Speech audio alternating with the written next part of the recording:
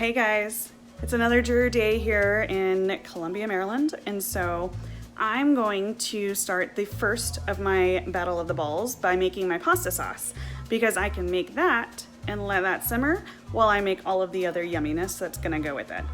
I've got everything set up here, fresh stuff from the garden, fresh stuff from Wegmans, gotta love Wegmans. So anyway, yeah, come on, join me. All right, let's get cooking. I've got my cast iron pot and it's warmed up to medium-low heat so that we don't burn anything. And I've got some tomatoes that are going bad, so I hate to waste and I'm going to make good use of them. So I'm just gonna throw some olive oil in here with my tomatoes that are about to go bad and season the pot a little bit and let them blister and get all ooey gooey.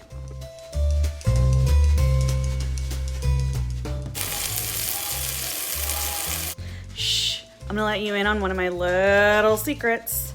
I fresh roast peppers and puree them with the tomatoes and put them in the sauce. It adds a nice sweetness, it brightens it up, and I get to use all those little pesky peppers that you buy in bulk and can never finish before they go bad.